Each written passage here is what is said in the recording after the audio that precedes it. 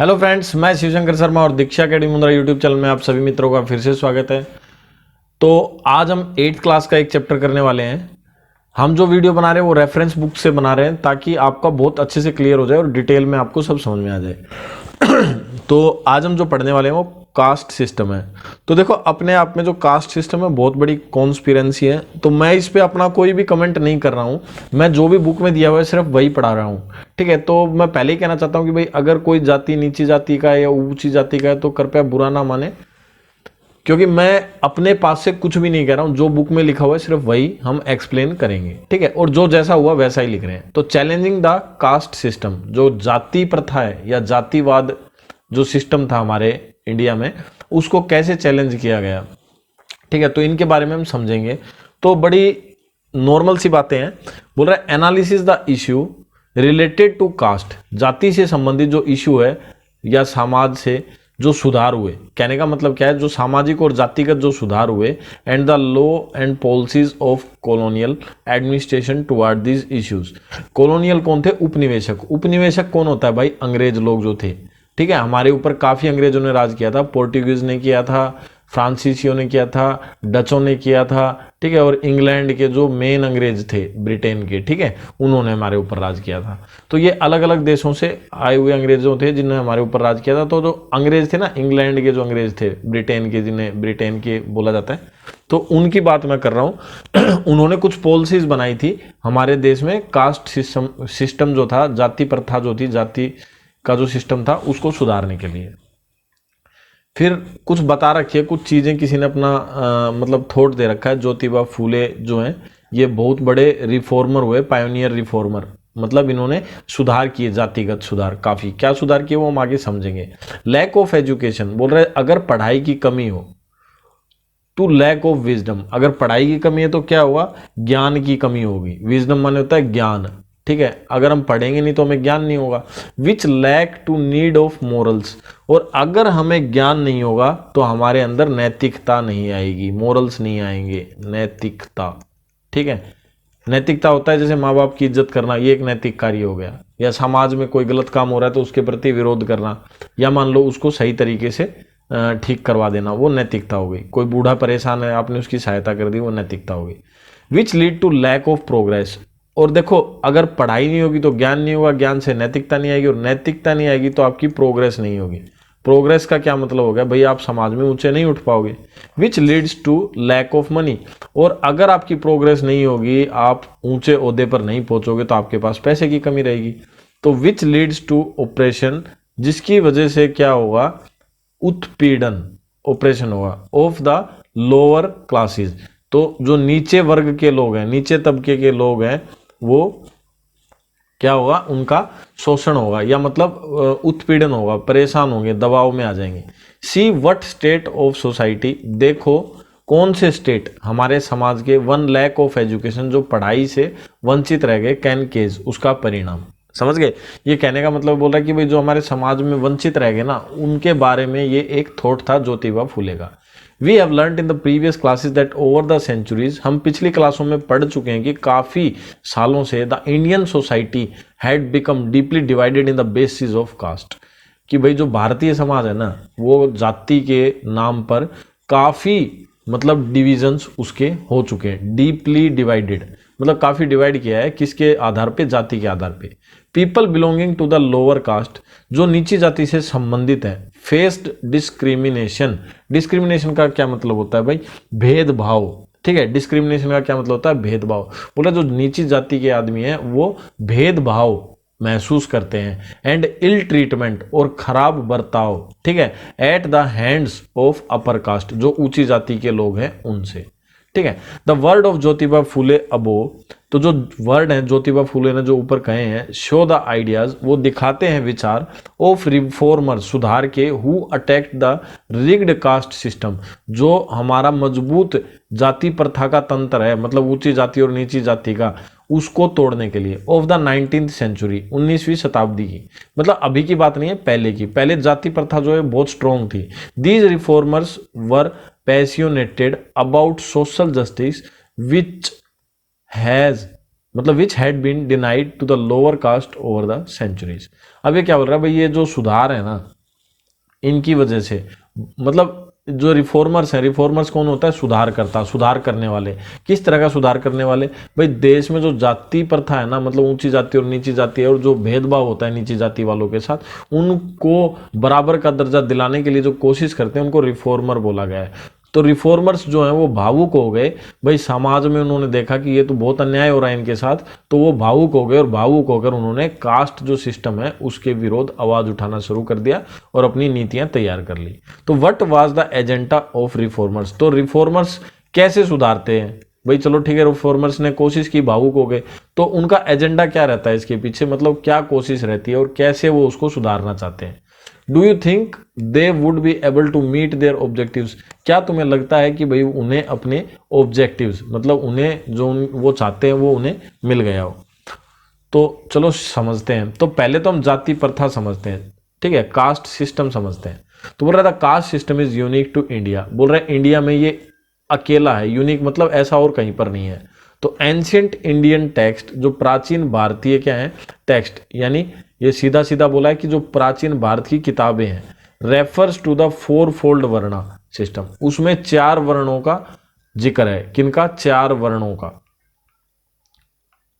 ठीक है, 4 वर्णों का जिक्र है। Where society was divided into 4 caste, जहां पे इसको 4 हिस्सों में बांटा गया है। एक तो ब्राह्मण, ठीक है, सबसे पहला ब्राह्मण, दूसरा क्षत्रिय यानी योद्धा, ठीक है, ब्राह्मण पुजारी को बोलते हैं या पृष्ठ को बोलते हैं, ठीक है, वैश्यज ट्रेडर्स व्यापारी, एंड शूद्राज यानी मीनल वर्क, ठीक है, यानी जो खराब तबके का काम करने वाले हैं वो। अब देखो अपनी अपनी डेफिनेशन होती है, मेरा मानना क्या होता है, आदमी को इन चारों की जरूरत होती है। देखो ब्राह्मण बोलते हैं जिसमें बुद्धि होती है बहुत ज्यादा, ये कोई जाति के ब्राह्मण की बात नहीं कर रहा हूं मैं, जो बुद्धिमान है, इंटेलिजेंट कोई भी हो सकता है। तो ब्राह्मण हो गया बुद्धिमान, और बुद्धि कहां पे है, सर में, यानी हमें सर की जरूरत है, ठीक है। फिर दूसरा क्षत्रिय, क्षत्रिय होता है जो दूसरों की रक्षा करता है और अपनी भी रक्षा करता है। और रक्षा किससे होती है, हाथों से, यानी भुजाओं को क्षत्रिय कहा जाता है, ना कि किसी जातिगत आदमी को। भाई वो एक जाति से चला हुआ क्षत्रिय है वो एक अलग बात है, लेकिन भुजाओं को क्षत्रिय कहा गया है, ठीक है। फिर आ गया शूद्र, सॉरी वैश्य आ गया, वैश्य हो गया बिजनेसमैन। अब हमें खाना पीना पड़ता है, खाना पीना किसके लिए भाई, पेट के लिए, पेट के लिए खाना पीना पड़ता है, तो बिजनेस करना पड़ेगा। तो वैश्य यानी पेट, पेट के लिए भी जीना पड़ता है, तो हमें इसकी भी जरूरत है, वैश्य। और शूद्र हो गए हमारे, पैर को बोल दो या फिर काम करने को बोल दो, हाथ और पैर से जो काम किया जाता है या किसी की सहायता की जाती है वो हो गया शूद्र। तो हमें इन सभी चीजों की एक साथ जरूरत है, ना कि ये सामाजिक जातिगत ढांचे के हिसाब से अगर हम इसे समझें तो थोड़ा गलत हो सकता है। तो मेरा वर्णन है कि ये हर आदमी के अंदर चारों चीजें हैं, ठीक है, ब्राह्मण वैश्य शूद्र और क्षत्रिय, और ये होने भी चाहिए क्योंकि सबको सबकी जरूरत है। ऐसा कोई आदमी नहीं है जिसको क्षत्रिय की जरूरत ना हो, मतलब हाथों की जरूरत ना हो या ताकत की जरूरत ना हो। ऐसा कोई आदमी नहीं है जिसे काम की जरूरत ना हो या किसी की सहायता नहीं करना चाहता हो। ऐसा कोई आदमी नहीं है जो अपनी बुद्धि का विकास नहीं करना चाहता हो। तो इसे जाति से जोड़ना थोड़ा गलत है। हाँ हो सकता है पहले इसे जाति से जोड़ा गया हो। चलो आगे पढ़ते हैं, हमें अच्छे से समझ में आएगा। इनिशियली शुरुआत में caste was associated with one profession, समझ गए। शुरू में जो जाति प्रथा है वो कहां से आई, वो प्रोफेशन से आई। प्रोफेशन मतलब जो जैसा काम करता था उसकी वैसी जाति हो गई। अब कोई मान लो जैसा भी काम करेगा उसी हिसाब से उसकी जाति हो जाएगी, ठीक है। जैसे कोई कपड़े धोता है तो धोबी हो गया, कोई बाल काटता है तो नाई हो गया। तो मतलब जो जैसा काम करता है वैसा उसका प्रोफेशन हो गया, ठीक है। एंड कुड बी चेंज, और ये चेंज हो सकता था, समझ गए। अब जैसे मान लो कोई कपड़े धोने वाला आदमी है और वो क्या कर गया, वो कपड़े धोने से छोड़ करके और किताबें पढ़ने लग गया या पढ़ाने लग गया, तो वो अध्यापक हो गया, तो ब्राह्मण का काम करने लग गया, तो ब्राह्मण हो सकता था with the passage of time. लेकिन क्या हुआ, जैसे जैसे समय गुजरता गया the caste system become extremely rigid and exploitative. लेकिन जैसे जैसे समय बदला तो क्या हुआ, जो जाति है ना वो तगड़ी होती चली गई, और ये एक भीषण परिणाम इसका हुआ। देखो इसको समझेंगे कैसे। इट बिकम हेरिडेटरी, हेरिडेटरी समझ लो यानी वंशानुगत। हेरिडेटरी का मतलब क्या हो गया भाई, वंशों के हिसाब से, ठीक है। अब तुम कहोगे कि वंशों का क्या मतलब हुआ इसमें, तो देखो वंशों का मतलब हो गया, जैसे मान लो कोई लड़का है और उसका पिताजी पहले कोई काम करता था तो उस लड़के को भी वही काम करना पड़ेगा, इस तरीके से ये सिस्टम बन गया। And people were no longer allowed to change their occupation, और लंबे समय तक फिर उन्हें उनका ऑक्यूपेशन चेंज करने नहीं दिया गया। तो ये था गलत बीच में, समझे। मतलब शुरू में जो था वर्णों के हिसाब से मैंने बताया आपको वो सही था, लेकिन बाद में क्या हुआ कि भाई अगर आप कपड़े धोते हो तो आपको कपड़े ही धोने का काम करना पड़ेगा और आपका बच्चा भी कपड़े ही धोएगा। तो ये मतलब क्या हो गया, धोबी परमानेंट थप्पा लगा दिया कि आप हमेशा धोबी ही रहोगे। तो इससे क्या हुआ, तो इससे जाति प्रथाएं बन गई, अपने आप ही जातियां बनती चली गई, जो जैसा काम करता था।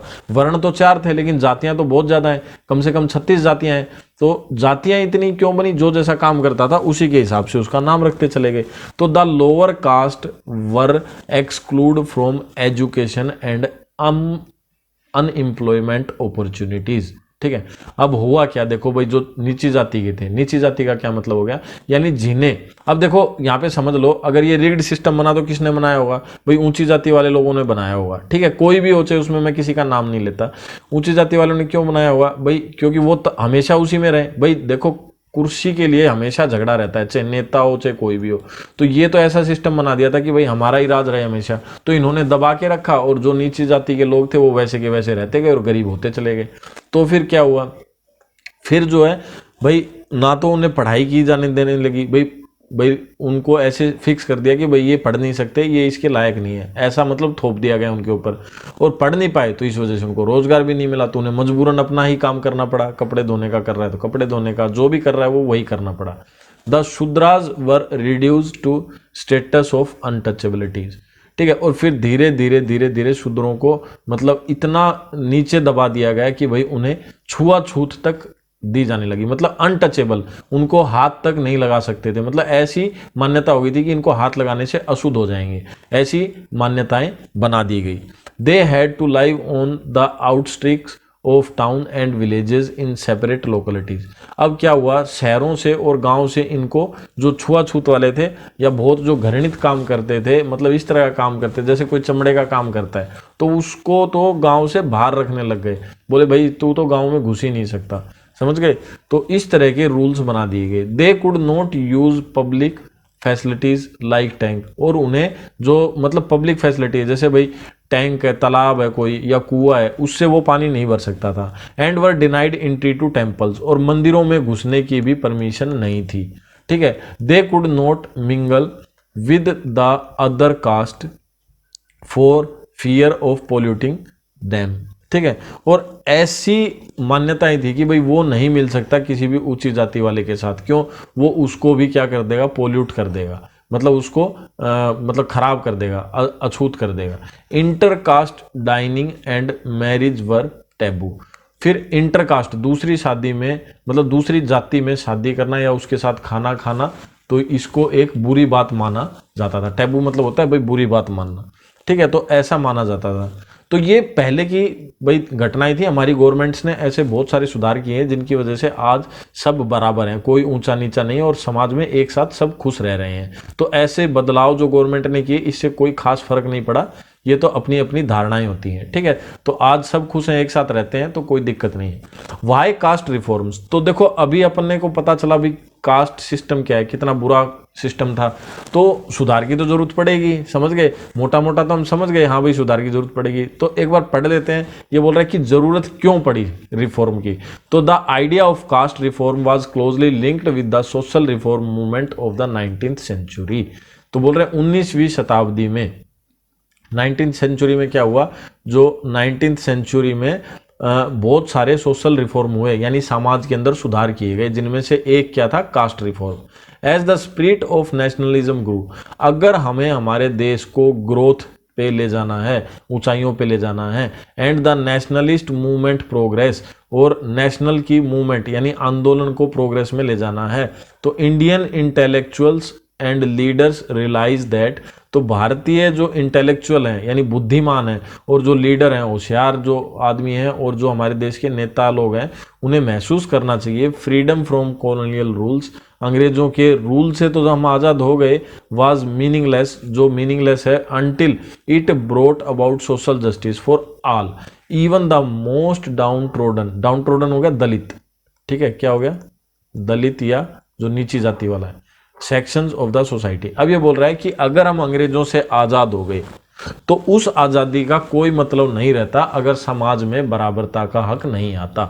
बिल्कुल सही बात है भाई। देखो अगर समाज में मान लो जैसे सपोज करो कोई दलित है, ठीक है, एक बार सपोज करो कोई दलित है, नीची जाति का आदमी है और एक ऊंची जाति का आदमी है, ठीक है, अब क्या हो गया, अंग्रेजों से तो ये दोनों आज़ाद हो गए, लेकिन इनका जो सिस्टम है वो आपस में वैसे का वैसा चलता रहा।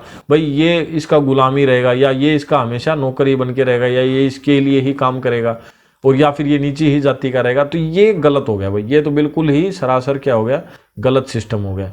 तो कोई आज़ादी नहीं मिली, ये कैसा बराबरी का सिस्टम हुआ, तो ये गलत हो गया, तो ऐसा नहीं होना चाहिए था। या फिर मान लो किसी को दबा के रखा गया, पहले गुलाम की प्रथा भी चलती थी, कोई किसी का गुलाम है तो गुलाम है, वो तो बहुत पहले छूट गया था, ठीक है, तो मतलब ये हमेशा नहीं चल सकते थे। तो the reformers rejected the idea, तो रिफॉर्मर्स ने रिजेक्ट कर दिया आइडिया को, दैट रिचुअल, कि जो ये धर्म मतलब जो ये रिचुअल है, रिचुअल का मतलब क्या हो गया, जैसे आप कोई काम करते हो, सुबह उठ के आपने पूजा की किसी भी भगवान की, तो वो एक रिचुअल हो गया, ठीक है, मतलब कोई भी आप जो कर रहे हो काम वो एक तरह का रिचुअल हो गया। जैसे भाई धार्मिक सोच के साथ आप कोई काम करते हो तो वो रिचुअल हो गया। कोई पीपल में पानी डालता है, कोई, हालांकि उसके साइंटिफिक रीजन है, पीपल में पानी डालने का अलग फायदा होता है, भाई वहाँ पे चींटियाँ आती हैं तो दिमक नहीं लगती है और पीपल ऑक्सीजन देता है, तो ऐसे फायदे होते हैं, लेकिन उनको रिचुअल्स के साथ जोड़ दिया जाता था। पहले क्या होता था, कोई अच्छा काम होता था ना तो उसको धर्म के साथ जोड़ दिया जाता था ताकि लोग उसको करें और उससे हमारे समाज में फायदा हो। एंड सोशल नॉर्म्स, और जो सामाजिक जो बदलाव है, had to be followed simply, और समाज में जो भी बदलाव हो रहा है उसको आसानी से वो फील करें, because they were mention in the shastras. अब वो क्या बोलते थे कि भाई हम तो उन्हीं बातों को मान रहे हैं जो शास्त्रों में लिखी हुई है, और शास्त्रों में क्या लिखा हुआ था, वर्णों के बारे में। अब देखो समझो, वर्ण 4 थे, 4 वर्णों को इतने घुमा फिरा के और जाति प्रथा में चेंज करके जिन्होंने यूज किया उनको नुकसान हो रहा है, ठीक है, और होना भी चाहिए। भाई मेरा किसी के प्रति कोई खराब भावना नहीं है, मैं क्या कहता हूं कि भाई शास्त्रों में लिखा था 4 वर्ण, और 4 वर्णों की सबको जरूरत है, लेकिन इसी चीज को धीरे धीरे समय के हिसाब से जाति में डिवाइड करके और थोप दिया गया लोगों के ऊपर, ठीक है।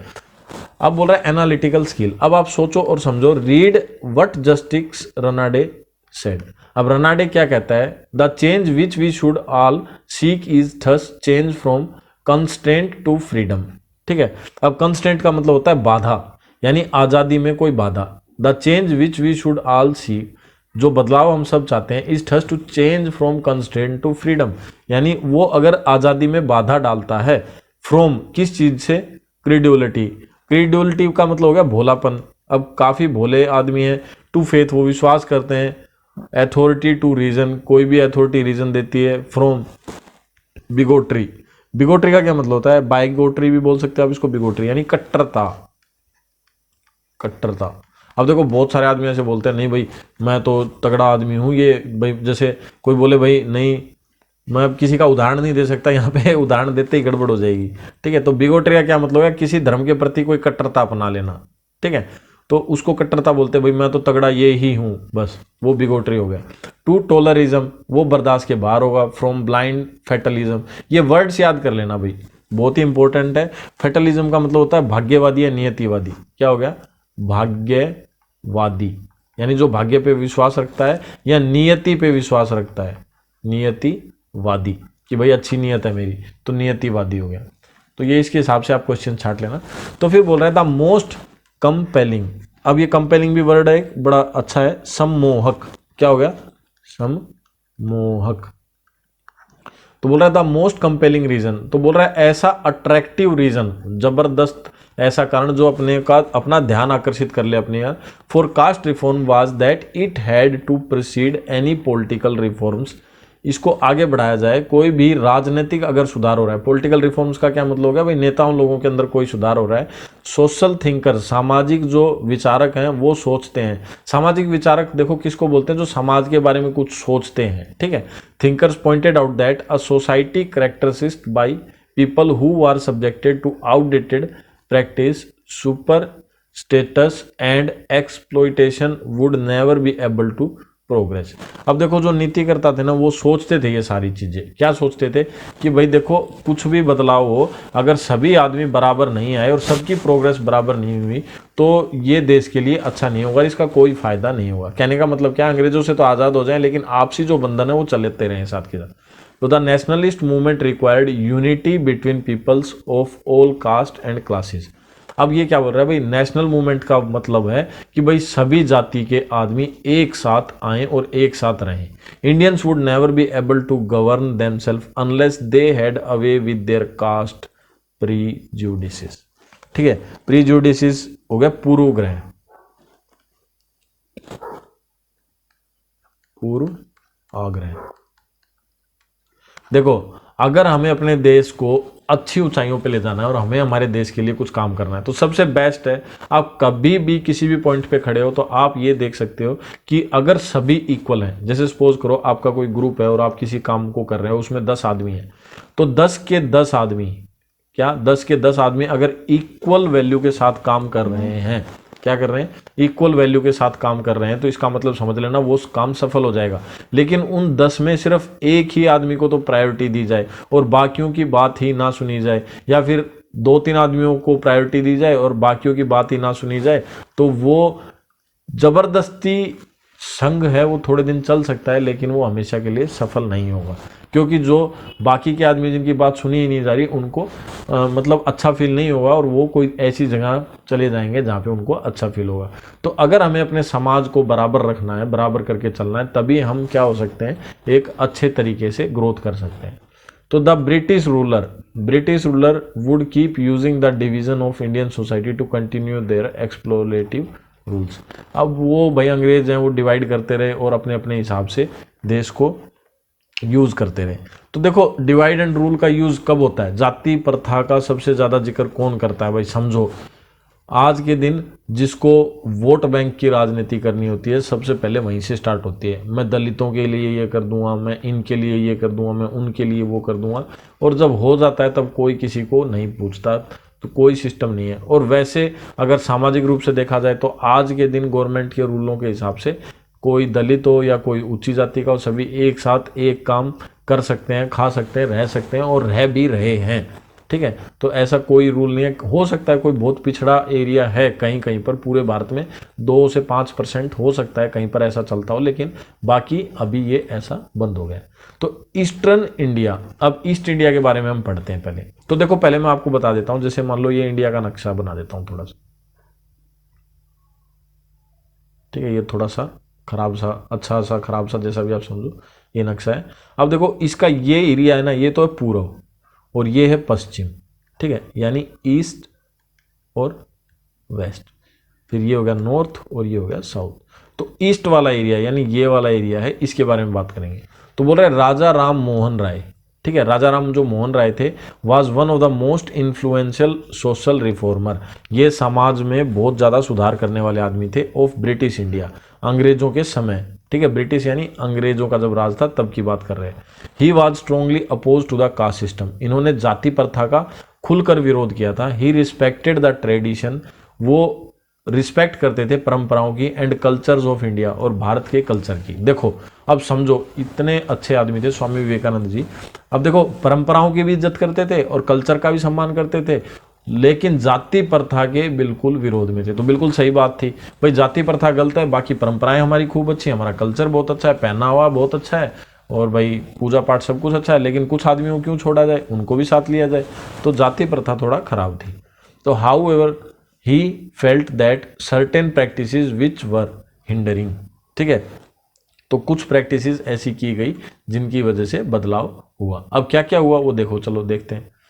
India progress need to be abandoned, अब इंडिया की जो प्रोग्रेस है वो छोड़ दी गई, क्यों छोड़ दी गई? He used ancient Hindu scriptures to prove that Hinduism did not thrive, ठीक है, thrive on complex ritual and fragmented society.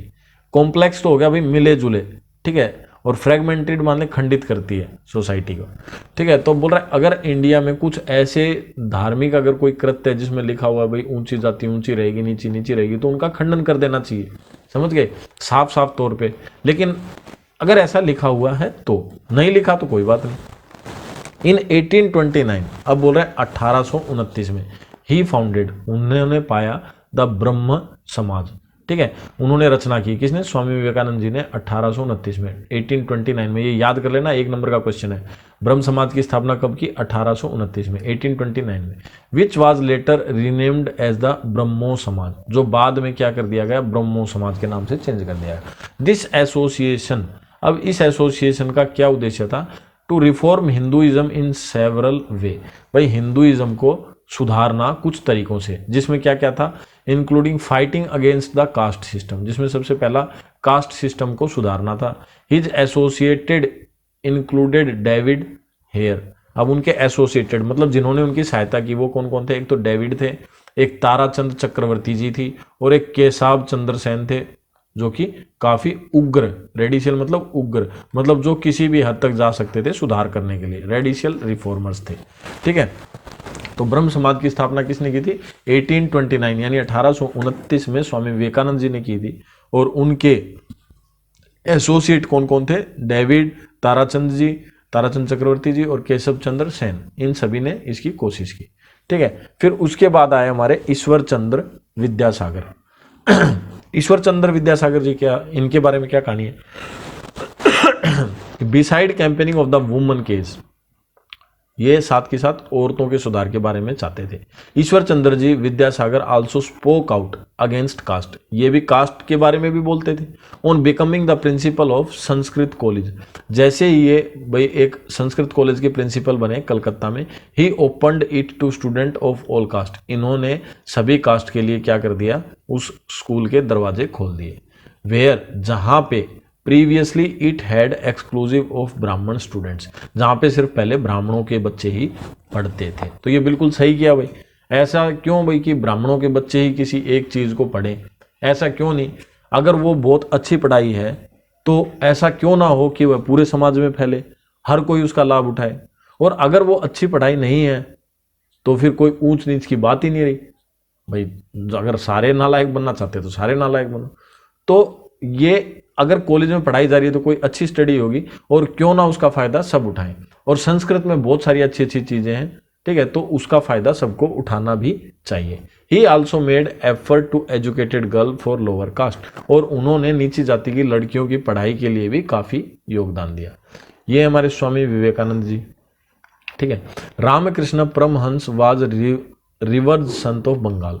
अब देखो हम ईस्ट साइड का पढ़ रहे हैं, ईस्ट में बंगाल है, तो रामकृष्ण जो परमहंस थे वो बंगाल के क्या थे?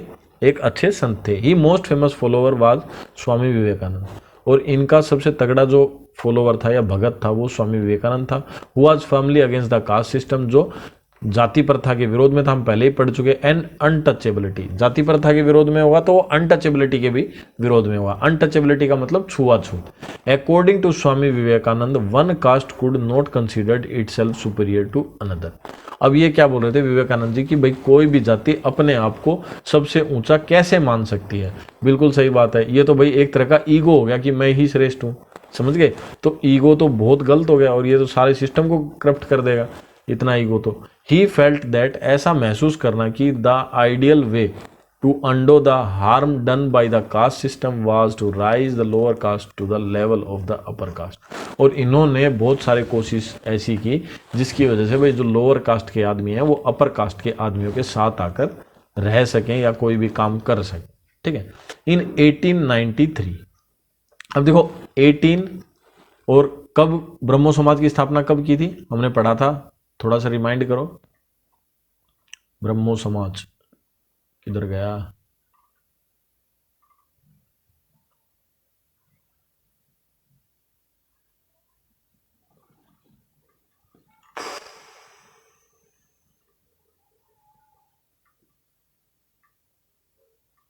ये रहा 1829 में।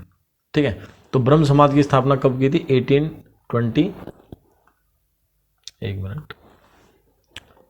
1829 में ब्रह्म समाज की स्थापना की थी, जिसे बाद में ब्रह्मो समाज में चेंज कर दिया था। अब 1893, देखो कितने साल बाद की बात है। He gave the new well known speech at the parliament of religions at Chicago, और इन्होंने शिकागो में बहुत अच्छी और बहुत जबरदस्त स्पीच दी थी। ठीक है, किसके बारे में? इस जाति प्रथा के बारे में। He began to speech by addressing the audience as sister and brothers. इन्होंने अपनी जो स्पीकिंग है वो कैसे बोल के स्टार्ट की थी? बहनों और भाइयों ऑफ अमेरिका के, and greeting them on behalf of a religion which has told the world both tolerance and universal acceptance. तो ये उनके शब्द थे जो जाति के बारे में, या मतलब जो समाज में निम्न वर्ग के साथ जो अत्याचार हो रहा था उसके बारे में जो इन्होंने कहा था। ठीक है, द स्पीच वाज रीसाउंड, और जो स्पीच थी वो क्या थी? रीसाउंड थी। रीसाउंड मतलब बहुत ही ज्यादा शानदार, रीसाउंड मतलब शानदार। The speech was resound success and resulted in his fame and status around the world, और इसकी वजह से, स्पीच की वजह से इनका पूरे विश्व में मतलब नाम हो गया। बैक होम, वापस घर आए, he continue to talk about the uplift of peoples, और वो नीचे तबके के लोगों का उत्थान करने के बारे में सोचने लगे। Eliminating the caste system, eliminating का मतलब हो गया नष्ट करने लगे कास्ट सिस्टम को, जाति सिस्टम को। प्रमोटिंग साइंस, एजुकेशन को या विज्ञान को प्रमोट करने लगे। एंड इंडस्ट्रियलाइजेशन, यानी कंपनियों को प्रमोट करने लगे। And addressing wide spread poverty and ending colonial rule, और गरीबी को फैलने से रोकने के लिए तरीके ढूंढने लगे और कॉलोनियल रूल का अंत होने लग गया। ठीक है, फिर ये बोल रहा है फन विद हिस्ट्री, हिस्ट्री के साथ थोड़ा मजाक। Divide your class into 2 groups and organise a debate on caste reform. बोल रहा है क्लास को 2 ग्रुपों में बांट दो और जाति प्रथा के बारे में डिस्कस करो। 1 group should represent the Orthodox and the other should represent the social reform. तो बोल रहा है एक तो उसके विरोध में बोलो और एक उसके सुधार के बारे में बोलो। तो ऐसे इसके बारे में स्टडी करो। फिर आ गया हमारा वेस्टर्न इंडिया। ईस्ट इंडिया हमने पढ़ लिया। तो देखो मैंने बताया था अगर इस साइड में ईस्ट है तो इधर वेस्ट हो गया, यानी गुजरात का जो गुजरात साइड का एरिया है वो। तो यहाँ पे आ गया ज्योतिबा फूले। तो ज्योतिबा फूले के बारे में हम अगले वीडियो में पढ़ेंगे। अगर वीडियो आपको पसंद आया तो दोस्तों के साथ शेयर करें और कमेंट करके ज़रूर बताएं दोस्तों कि आपको वीडियो कैसा लगा। अगर वीडियो पसंद आ रहा है तो हमें ज़रूर बताएं, और अगर वीडियो ख़राब लग रहा है तो भी आप कमेंट करके ज़रूर बताएं। थैंक यू फ्रेंड्स, मिलते हैं नेक्स्ट वीडियो में।